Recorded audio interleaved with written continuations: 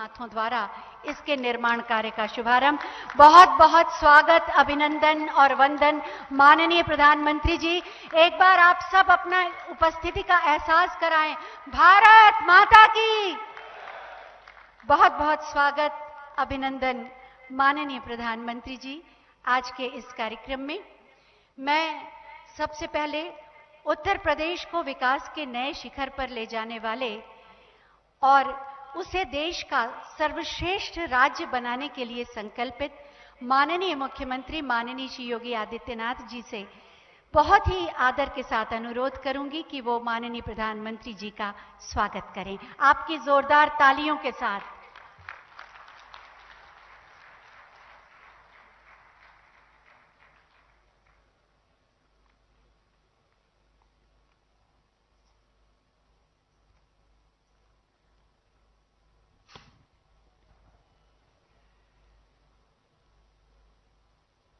Agra metro rail परियोजना के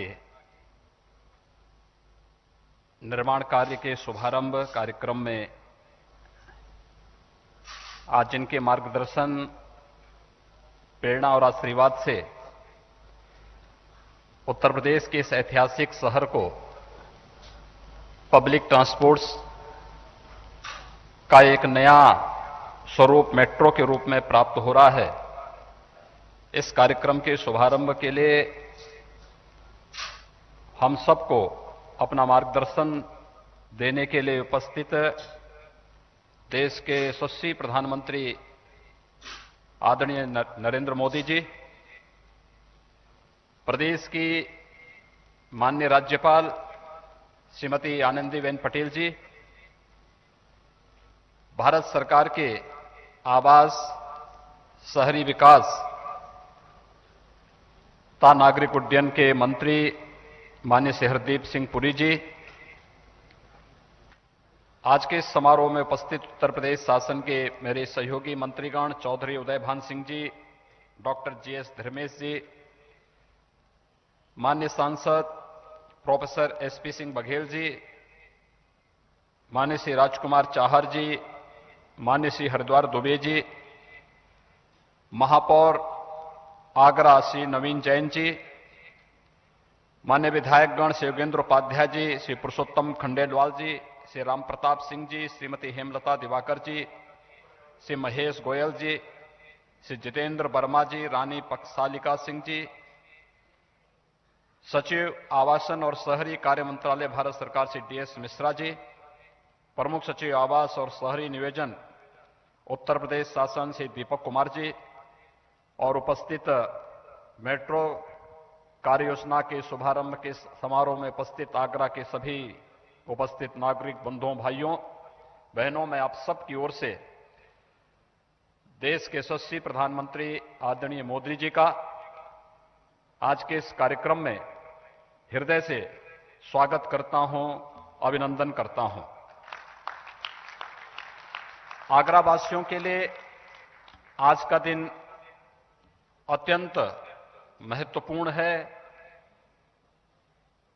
क्योंकि आगरा जैसे ऐतिहासिक सिटी को आज पब्लिक ट्रांसपोर्ट के एक नए युग की ओर आदरणीय प्रधानमंत्री जी इस मेट्रो कॉरपोरेशन के कार्य का शुभारंभ करने के साथ एक नए युग की ओर आगरा और आगरा से जुड़े हुए लोग जाएंगे। इस दृष्टि से, क्योंकि आगरा में न केवल वर्तमान में 26 लाख की आबादी यहां पे निवास करती है, अपितु प्रतिवर्ष लाखों की संख्या में देशी विदेशी पर्यटक भी इस आगरा सिटी में आकर के पर्यटन की सुविधाओं का लाभ लेते हैं। लेकिन आज के समय के अनुरूप आगरा शहर में पर्यावरण के अनुकूल पब्लिक ट्रांसपोर्ट सुविधा का अभाव होने के कारण अक्सर पर्यटन की सुविधाओं को विकसित करने और उसे प्रोत्साहित करने में दिक्कतें आ रही थी।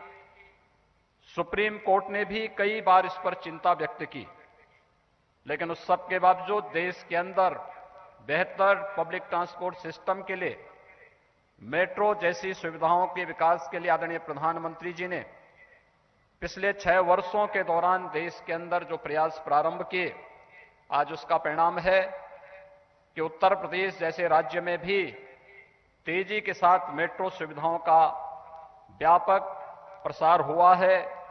प्रदेश के अंदर गाजियाबाद, नोएडा, ग्रेटर नोएडा, प्रदेश की राजधानी लखनऊ में सफलतापूर्वक मेट्रो के संचालन के साथ ही आदरणीय प्रधानमंत्री जी के द्वारा कानपुर शहर में मेट्रो कार्य के शुभारंभ का जो कार्य प्रारंभ हुआ था, युद्ध स्तर पर मेट्रो का कार्य कानपुर में वर्तमान में चल रहा है। और आज हम सब के लिए सौभाग्य की बात है कि आगरा सिटी में भी मेट्रो कार्य का शुभारंभ आज प्रधानमंत्री जी के कर कमलों से हो रहा है। मैं इस अवसर पर आदरणीय प्रधानमंत्री जी का आगरा वासियों की ओर से, प्रदेशवासियों की ओर से एक बार फिर से हृदय से अभिनंदन करता हूं, स्वागत करता हूं। भाइयों बहनों, आज हम सब के लिए गौरव की बात है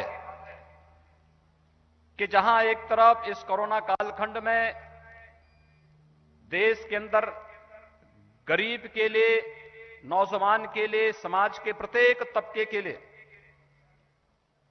शासन की योजनाओं का, कल्याणकारी योजनाओं का लाभ प्रदान करने के लिए आदरणीय प्रधानमंत्री जी के नेतृत्व में अभूतपूर्व कार्य हुआ, वहीं साथ ही साथ आत्मनिर्भर भारत को तेजी के साथ आगे बढ़ाने, इंफ्रास्ट्रक्चर के डेवलपमेंट के लिए जो प्रयास प्रारंभ हुए हैं वह अभूतपूर्व हैं ही। मैं इसके लिए आदरणीय प्रधानमंत्री जी का अभिनंदन करता हूं। लेकिन इसका सबके साथ ही आज हम सबको एक अन्य बहुत अच्छी खुशखबरी हम सब के लिए है कि संयुक्त राष्ट्र व्यापार और विकास सम्मेलन का investment promotion award 2020 invest India को दिए जाने के लिए मैं आदरणीय प्रधानमंत्री जी को हृदय से, प्रदेशवासियों की ओर से बधाई देता हूं। नए भारत को दुनिया के शीर्ष निवेश स्थलों में से एक के रूप में प्रचारित करने में आदरणीय प्रधानमंत्री जी की दृष्टि और मार्गदर्शन के लिए हम सब उनके कृतज्ञ हैं। यह प्रतिष्ठित सम्मान भारत में व्यापार के अनुकूल वातावरण की स्थापना के प्रति वैश्विक मान्यता को भी एक उच्च मानदंड प्रदान करता है। इन्वेस्ट इंडिया प्रदेश में निवेश प्रोत्साहन एजेंसी के तौर पर गठित इन्वेस्ट यूपी के मूल्यवान भागीदार रही है। मैं देश में ईज ऑफ डूइंग बिजनेस के लिए किए गए साधारण प्रयासों के लिए आदरणीय प्रधानमंत्री श्री नरेंद्र मोदी जी का आभार व्यक्त करता हूं। उत्तर प्रदेश में अधिकाधिक निवेश लाने के लिए इन्वेस्ट यूपी, इन्वेस्ट इंडिया के साथ मिलकर कार्य करने के लिए सदैव तत्पर रहेगी। इस विश्वास के साथ एक बार मैं फिर से आदरणीय प्रधानमंत्री जी का आज के इस अवसर पर हृदय से स्वागत करता हूं, अभिनंदन करता हूं। आप सभी आगरा वासियों को मेट्रो कार्य के शुभारंभ के इस अवसर पर हृदय से बधाई भी देता हूं, शुभकामनाएं देता हूं। धन्यवाद। जय हिंद। बहुत बहुत धन्यवाद माननीय। आपने बिल्कुल सच कहा कि आज से आगरा के विकास के एक नए युग का प्रारंभ हो रहा है। आगरा मेट्रो रेल परियोजना क्या है, इससे क्या क्या लाभ होंगे, कैसी होगी ये, इसी के बारे में जानकारी देती हुई एक छोटी सी फिल्म बनाई गई है। आइए देखते हैं ये फिल्म।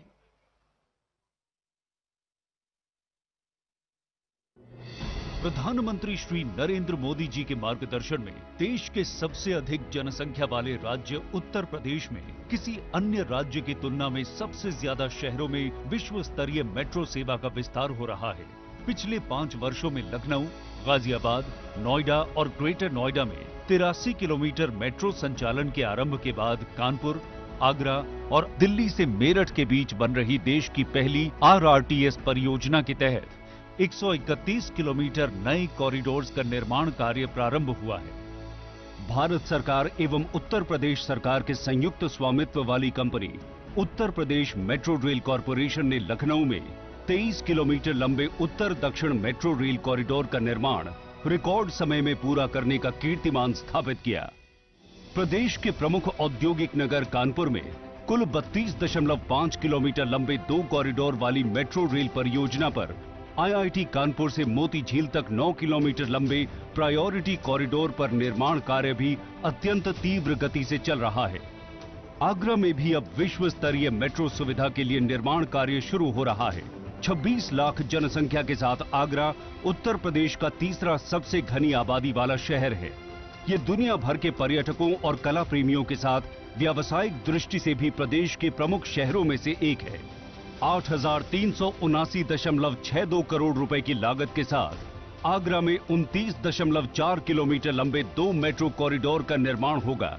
पहला कॉरिडोर ताज ईस्ट गेट से सिकंदरा के मध्य निर्मित होगा, जिसकी कुल लंबाई 14 किलोमीटर होगी, जिसमें 6 एलिवेटेड और 7 भूमिगत स्टेशन निर्मित किए जाएंगे। 15.4 किलोमीटर लंबा और 14 स्टेशनों वाला दूसरा कॉरिडोर आगरा कैंट और कालिंदी विहार को आपस में जोड़ेगा। ये कॉरिडोर पूरी तरह एलिवेटेड होगा। देश के 27 शहरों में मेट्रो परियोजनाएं चल रही हैं और वर्ष 2022 तक करीब 1000 किलोमीटर मेट्रो रेल की संरचना देश को समर्पित करने की तैयारी है। आज प्रधानमंत्री नरेंद्र मोदी के कर कमलों द्वारा आगरा मेट्रो परियोजना के निर्माण कार्य का होने जा रहा है शुभारंभ।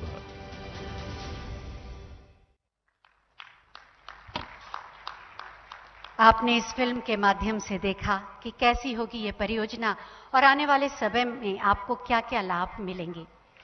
सबकी सुरक्षा, सबकी समृद्धि, सबका विकास, ये माननीय प्रधानमंत्री जी की प्राथमिकताओं में से एक है और उसी का प्रतिफल है आगरा मेट्रो रेल परियोजना, जिसके निर्माण कार्य का आज शुभारंभ होने जा रहा है। मैं बहुत ही आदर के साथ माननीय प्रधानमंत्री जी से अनुरोध करूंगी कि वो बटन दबाकर शिलापट का अनावरण करें।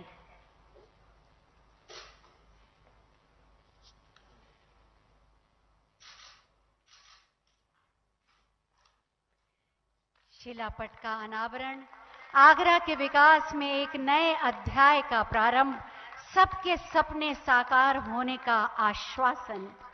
बहुत बहुत धन्यवाद माननीय प्रधानमंत्री जी। जैसा कि आप सब जानते हैं कि विगत वर्ष इस योजना की शुरुआत की गई थी और आज इसके निर्माण कार्य का शुभारंभ किया जाएगा। मैं माननीय प्रधानमंत्री जी से अनुरोध करूंगी कि बटन दबाकर रिग मशीन द्वारा आगरा मेट्रो रेल परियोजना के निर्माण कार्य का शुभारंभ करने की कृपा करें।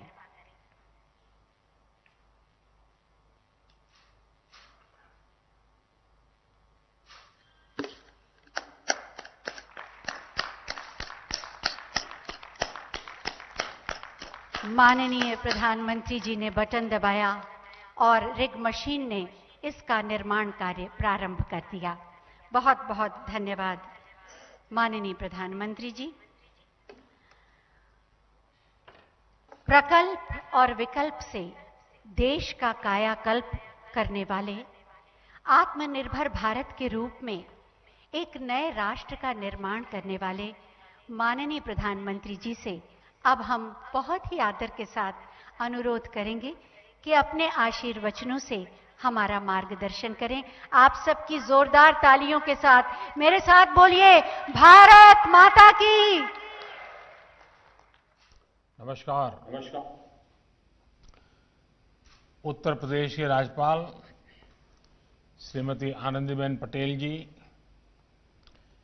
केंद्रीय मंत्रिमंडल में मेरे साथी श्री हरदीप सिंह पुरी जी, उत्तर प्रदेश के लोकप्रिय मुख्यमंत्री श्रीमान योगी आदित्यनाथ जी, यूपी सरकार में मंत्री चौधरी उदयभान सिंह जी, डॉक्टर DS धर्मेश जी, संसद में मेरे साथी प्रोफेसर SP सिंह बघेल जी, श्री राजकुमार चाहर जी, श्री हरिद्वार दुबे जी, अन्य जनप्रतिनिधिगण और आगरा के मेरे प्यारे भाई और बहनों, आप सभी को मेट्रो का काम शुरू होने पर बहुत बहुत बधाई।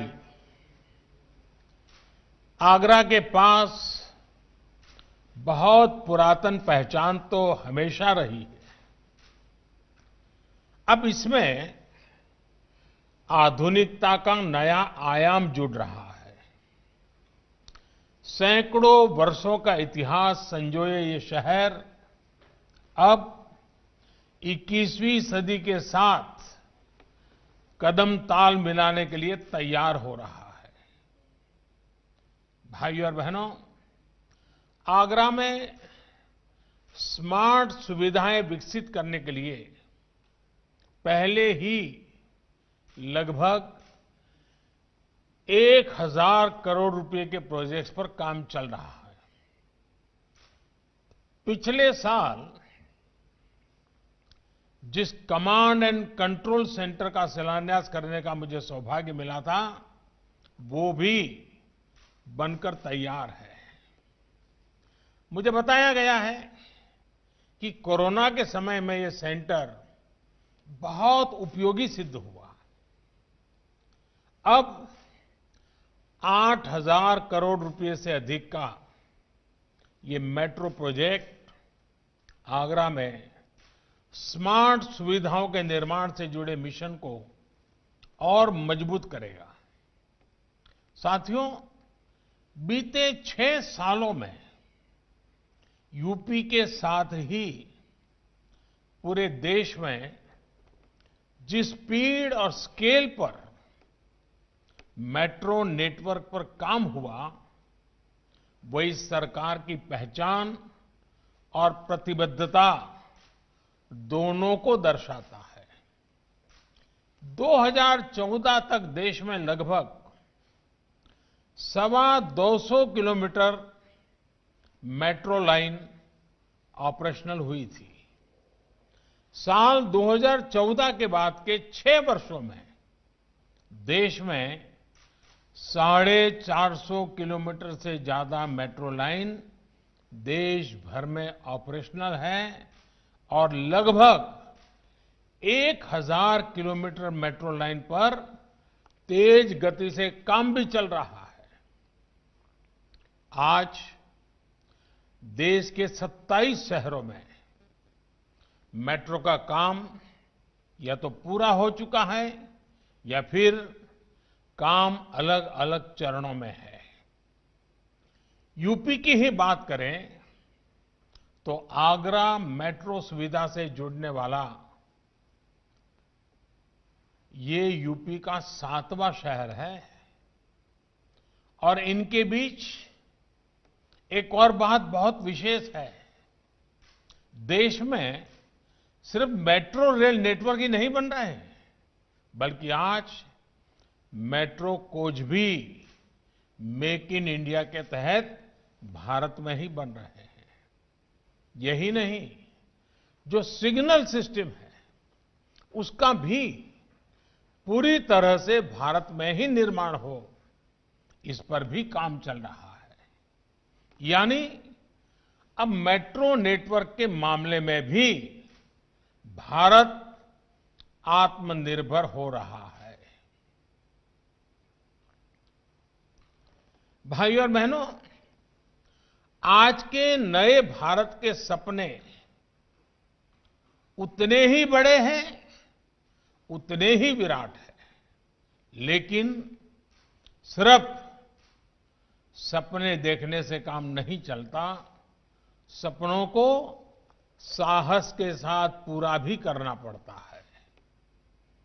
जब आप साहस के साथ, समर्पण के साथ आगे बढ़ते हैं तो कोई भी बाधा आपको रोक नहीं सकती। भारत का सामान्य युवा, भारत के छोटे शहर आज यही साहस दिखा रहे हैं, यही समर्पण दिखा रहे हैं। 20वीं सदी में जो भूमिका देश के मेट्रो शहरों ने निभाई, उसी भूमिका को विस्तार देने का काम अब हमारे आगरा जैसे छोटे शहर कर रहे हैं। छोटे शहरों को आत्मनिर्भर भारत की धुरी बनाने के लिए ही अनेक विकास पर बहुत ज्यादा जोर दिया जा रहा है। पश्चिमी उत्तर प्रदेश के इन शहरों में तो हर वो चीज है जो आत्मनिर्भरता के लिए हमें चाहिए। यहां की भूमि, यहां के किसानों में अपार सामर्थ्य है। पशुधन के मामले में भी ये क्षेत्र देश में अग्रणी है। ऐसे में यहां डेयरी और फूड प्रोसेसिंग से जुड़े उद्योग के लिए बहुत संभावनाएं हैं। इसके अलावा ये क्षेत्र सर्विस सेक्टर और मैन्युफैक्चरिंग सेक्टर में भी आगे बढ़ रहा है। साथियों, आधुनिक सुविधाएं मिलने से, आधुनिक कनेक्टिविटी मिलने से पश्चिमी यूपी का यह सामर्थ्य और बढ़ रहा है। देश का पहला rapid rail transport system Meerut से दिल्ली के बीच बन रहा है। दिल्ली मेरठ के बीच 14 लेन का एक्सप्रेस वे भी जल्द ही इस क्षेत्र के लोगों की सेवा देने लगेगा। पश्चिमी उत्तर प्रदेश के अनेक जिलों को जोड़ने वाले गंगा एक्सप्रेस वे को योगी जी की सरकार पहले ही स्वीकृति दे चुकी है। यही नहीं, यूपी में दर्जनों एयरपोर्ट्स को रीजनल कनेक्टिविटी के लिए तैयार किया जा रहा है। इसमें भी अधिकतर पश्चिमी उत्तर प्रदेश में है। ग्रेटर नोएडा के जेवर में आधुनिक विश्व स्तरीय ग्रीनफील्ड एयरपोर्ट से तो इस पूरे क्षेत्र की पहचान पूरी तरह बदलने वाली है। साथियों, देश के इंफ्रास्ट्रक्चर की एक बहुत बड़ी दिक्कत हमेशा से ये रही थी कि नए प्रोजेक्ट्स की घोषणा तो हो जाती थी, लेकिन इसके लिए पैसा कहां से आएगा, इस पर बहुत ध्यान नहीं दिया जाता था। इस वजह से प्रोजेक्ट बरसों तक लटके रहते थे। उनमें काम की रफ्तार बहुत धीमी होती थी, नाम मात्र का काम होता था। हमारी सरकार ने नई परियोजना की शुरुआत करने के साथ ही उसके लिए आवश्यक धनराशि के इंतजाम पर भी उतना ही ध्यान दिया है। कनेक्टिविटी और आधुनिक इंफ्रास्ट्रक्चर पर जितना आज देश में खर्च किया जा रहा है, उतना पहले कभी नहीं किया गया।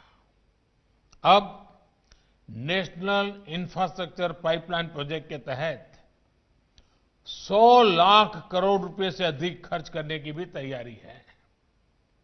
Multi modal connectivity infrastructure master plan, उस पर भी काम किया जा रहा है। कोशिश ये है कि देश के इंफ्रास्ट्रक्चर को बेहतर बनाने के लिए पूरी दुनिया से निवेश को आकर्षित किया जाए। इंफ्रास्ट्रक्चर और रियल एस्टेट प्रोजेक्ट्स में इन्वेस्ट में विदेशी निवेश को आसान बनाने के लिए भी हर जरूरी कदम उठाए जा रहे हैं। साथियों, बेहतर इंफ्रास्ट्रक्चर, बेहतर कनेक्टिविटी का सबसे अधिक लाभ हमारे टूरिज्म सेक्टर को होता है।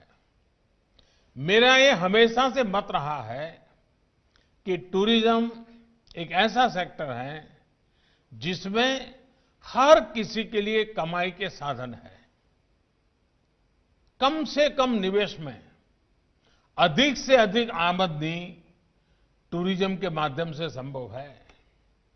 इसी सोच के साथ देश लोकल टूरिज्म के लिए वोकल हो, इसके लिए अनेक स्तरों पर काम चल रहा है। ताजमहल जैसी धरोहरों के आसपास आधुनिक सुविधाएं विकसित करने के साथ ही टूरिस्टों के लिए ईज ऑफ ट्रैवलिंग भी बढ़ाई जा रही है। सरकार ने न सिर्फ ई वीजा स्कीम में शामिल देशों की संख्या में काफी वृद्धि की है, इसके साथ ही होटल रूम टैरिफ पर टैक्स को भी काफी कम किया है। स्वदेश दर्शन और प्रसाद जैसी योजनाओं के माध्यम से भी टूरिस्टों को आकर्षित करने के प्रयास किए जा रहे हैं। सरकार के प्रयासों से भारत अब ट्रैवल और टूरिज्म कॉम्पिटिटिवनेस इंडेक्स में 34वें नंबर पर आ गया है, जबकि 2013 में भारत इसी इंडेक्स में 65वें नंबर पर रुका पड़ा था। आज वहां से इतनी प्रगति हुई है। मुझे उम्मीद है जैसे जैसे कोरोना की स्थिति सुधरती जा रही है, वैसे ही बहुत जल्द ही टूरिज्म सेक्टर की रौनक भी फिर से लौट आएगी। साथियों, नई सुविधाओं के लिए, नई व्यवस्थाओं के लिए रिफॉर्म्स बहुत जरूरी हैं। हम पिछली शताब्दी के कानून लेकर के अगली शताब्दी का निर्माण नहीं कर सकते। जो कानून पिछली शताब्दी में बहुत उपयोगी हुए, वो अगली शताब्दी के लिए बोझ बन जाते हैं, और इसलिए रिफॉर्म ये लगातार प्रक्रिया होनी चाहिए। लोग अक्सर सवाल पूछते हैं कि पहले की तुलना में अब हो रहे रिफॉर्म्स ज्यादा बेहतर तरीके से काम क्यों करते हैं? पहले की तुलना में अब अलग क्या हो रहा है? कारण बहुत ही सीधा है। पहले रिफॉर्म्स टुकड़ों में होते थे, कुछ सेक्टरों, कुछ विभागों को ध्यान में रख के होते थे। अब एक संपूर्णता की सोच से रिफॉर्म्स किए जा रहे हैं। अब जैसे शहरों के विकास के को ही हम ले लें, शहरों के विकास के लिए हमने 4 स्तरों पर काम किया है। बीते समय से चली आ रही समस्याओं का समाधान हो, जीवन ज्यादा से ज्यादा सुगम हो, ज्यादा से ज्यादा निवेश हो और शहरों की व्यवस्थाओं में आधुनिक टेक्नोलॉजी का उपयोग अधिक हो। भाइयों और बहनों, रियल एस्टेट सेक्टर की क्या स्थिति थी, इससे हम भली भांति परिचित हैं। घर बनाने वालों और घर खरीदारों के बीच भरोसे की एक खाई आ चुकी थी। कुछ गलत नीयत वाले लोगों ने पूरे रियल एस्टेट को बदनाम करके रखा था, हमारे मध्यम वर्ग को परेशान करके रखा था। इस परेशानी को दूर करने के लिए रेरा का कानून लाया गया। हाल में कुछ रिपोर्ट जो आई है वो बताती हैं कि इस कानून के बाद मिडिल क्लास के घर तेजी से पूरे होने शुरू हुए हैं। इसी तरह हमारे शहरों में एक और बड़ी समस्या है, बड़ी संख्या में खाली पड़े घरों की। ये तब है जब बड़ी आबादी को किराए पर घर मिलने में भी परेशानी होती है। इस समस्या को दूर करने के लिए भी एक मॉडल कानून बनाकर राज्यों को दिया जा चुका है। साथियों, शहरों का जीवन आसान बनाने के लिए आधुनिक पब्लिक ट्रांसपोर्ट से लेकर हाउसिंग तक चौतरफा काम चल रहा है। यहां आगरा से ही प्रधानमंत्री आवास योजना की शुरुआत हुई थी। इस योजना के तहत शहरी गरीबों के लिए 1 करोड़ से ज्यादा घर स्वीकृत हो चुके हैं। शहर के मध्यम वर्ग के लिए भी पहली बार घर खरीदने के लिए मदद की जा रही है। अब तक 12.5 लाख से ज्यादा शहरी मध्यम वर्गीय परिवारों को भी घर खरीदने के लिए लगभग 28,000 करोड़ रुपए की मदद दी जा चुकी है। अमृत मिशन के तहत देश के सैकड़ों शहरों में पानी, सीवर जैसे इंफ्रास्ट्रक्चर को अपग्रेड किया जा रहा है।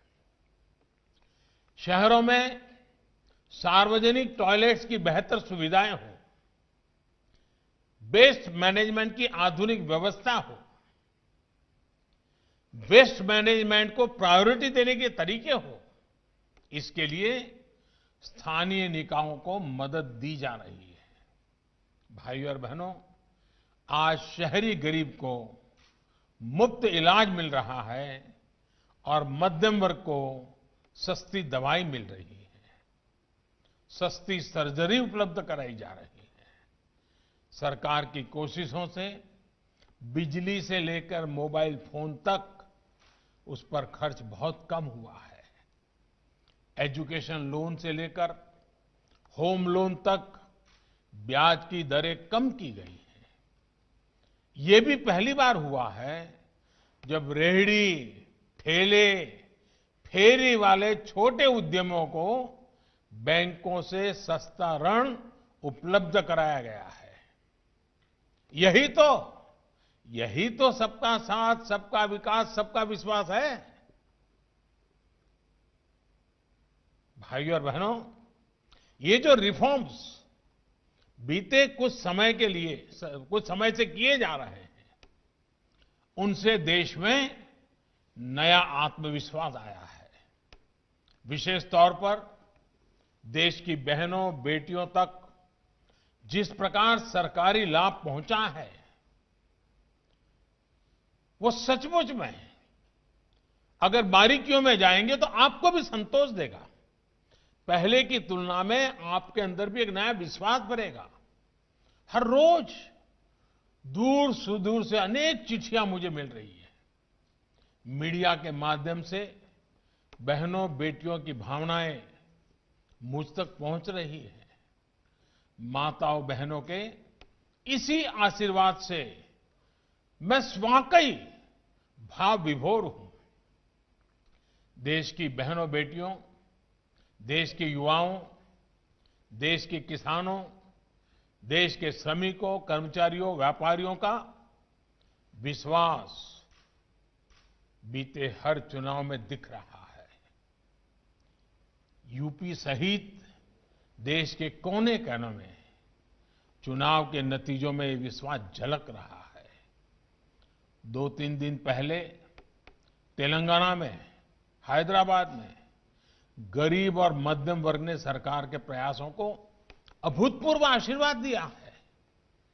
आपका साथ और आपका समर्थन ही मेरी प्रेरणा शक्ति है। देशवासियों की छोटी से छोटी खुशी मुझे नए नए काम करने की हिम्मत देते हैं, नए इनिशिएटिव लेने की ताकत देते हैं, ताकि मैं आपकी भलाई के लिए और ज्यादा कर सकूं। आत्मनिर्भरता का ये आत्मविश्वास यूं ही निरंतर मजबूत होता रहे, विकास के कार्य ऐसे ही बढ़ते चलें, इसी कामना के साथ आपको मेट्रो प्रोजेक्ट की फिर से बहुत बधाई। लेकिन एक बात मैं जरूर याद कराऊंगा, कोरोना के टीका का इंतजार है। और पिछले दिनों में जब वैज्ञानिकों से मिला तो अब कोई ज्यादा देर होगी ऐसा नहीं लगता है। लेकिन संक्रमण के बचाव को लेकर हमारी सावधानी में कोई कमी नहीं आनी चाहिए। मास्क, 2 गज की दूरी, ये बहुत जरूरी है। आप इसका ध्यान रखेंगे, इसी विश्वास के साथ आप सबका बहुत बहुत आभार, धन्यवाद। बहुत बहुत धन्यवाद माननीय प्रधानमंत्री जी। आपकी प्रेरणादायी वाणी हमेशा ही हमारे अंदर साहस और बल का संचार करती है और साथ ही सपनों को सच करने की प्रेरणा भी देती है। आपका बहुत बहुत धन्यवाद, आभार।